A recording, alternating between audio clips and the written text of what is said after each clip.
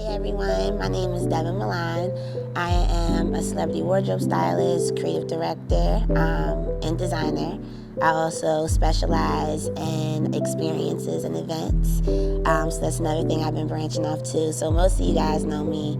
You either came to my event or I was styled by you. You know, one or the other. Bet. So tell the people like how you really got started in this whole styling thing. Like, how did you get put in the map? Like, Okay. start breaking out for you, like for you knowing that this is for you, this is for you.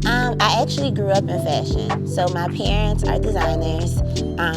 They have a celebrity clientele. I literally was a little girl just around the clothing making process. Well, they specialize in custom clothing. A good friend of theirs is Dapper Dan. So literally my mom was like the Philly liaison for Dapper. My dad actually specialized in kitting out cars. So a lot of people would come get their cars kitted out with MCM or Gucci.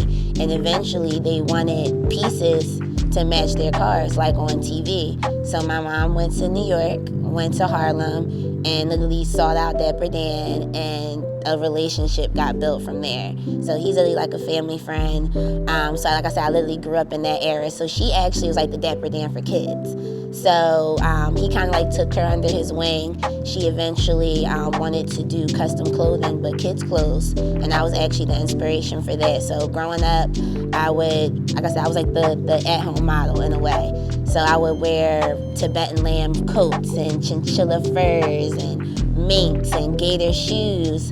And eventually I took a love for like kids modeling. So I would do kids magazines. I would be featured in different hair shows around the city. I actually built a little buzz for myself at a young age. I was like 5 or 6, and people like, oh, that's that little girl. She always has her little furs and stuff. Like I was always a big personality.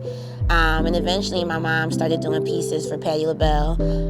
That was actually like a really great experience for our family. She did VH1 Divas. She went on tour with her. She did custom pieces for Busta Rhymes and TLC. So I really grew up in that realm. So yeah, that's kind of how it's kind of like what made me want to do it, but I wanted to turn like a different path. So instead of me becoming a designer, I really wanted to venture off into creating. So I went into styling. So out of all the things you do, is styling like your best, like your favorite thing to do out of like creative writing experience and events and stuff like that? Is styling like your passion? Yes, I mean, styling is definitely a passion. I had to figure out my way in fashion. Like I said, I grew up in it. I was always around it. I was around fashion show production. I mean, if you know Stephanie Kane, I was a part of her modeling school. She's like a huge pioneer in the Philadelphia fashion industry, opened a lot of doors for a lot of people. So I really didn't know what I wanted to do. I knew I wanted to be in fashion, but I didn't know what I wanted to do.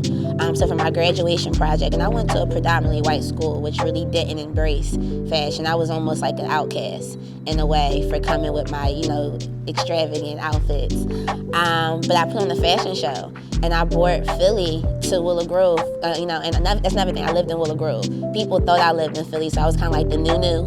I would just pop up on the scene but go back home. But yeah, I had to find my place, so I started to call myself a fashion coordinator. So I would literally link with other designers, models, photographers, and I want to put some cool stuff together.